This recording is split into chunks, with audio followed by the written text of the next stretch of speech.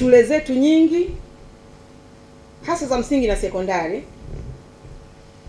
ukiingia katika maktaba zake ni maktaba ambazo zinahudumiwa au zinasimamiwa na walimu nyingi. Walimu hawa hawana fani ya ukutubi, ila ni walimu.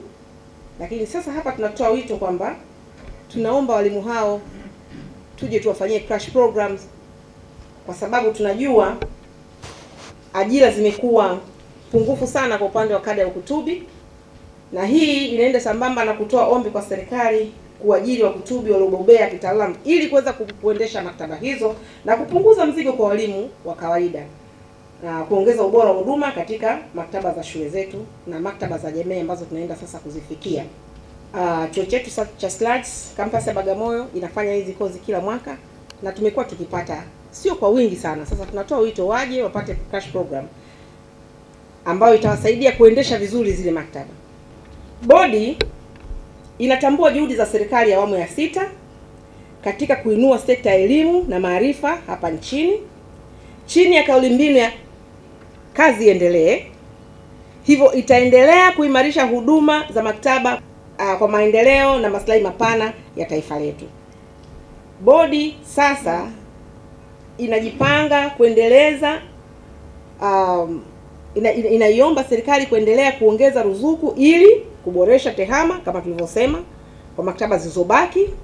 Zilizofikiwa nimesema ni ngapi? 12 tu, ikiwemo ya maktaba kuu. Kwa hiyo tunaendelea na tumepanga kwa kweli bajeti kwa mwaka huu wa fedha pia tumetengea kwenye eneo la tehama kwa maktaba zilizobaki, lakini kupanua huduma za usomaji hadi vijijini. Maktaba jamii zinazokuja zinaenda kugusa maeneo ambayo maktaba hazipo. Labda nitoe ufafanuzi. Kwa maelekezo ya wizara yetu ya elimu, wizara mama, maktaba hizi sio lazima kuwa na jengo lako kama bodi, kuwa na majengo. We have too many majengos kama serikali. Kwa hiyo majengo ya VETA, majengo ya FDCs, Focal Development Colleges, majengo ya vyuo vya maendeleo ya jamii, majengo ya shule, majengo ya vyuo vya kati yanaweza kutumika kama sehemu ya kupeleka maktaba, huduma za maktaba kwa jamii.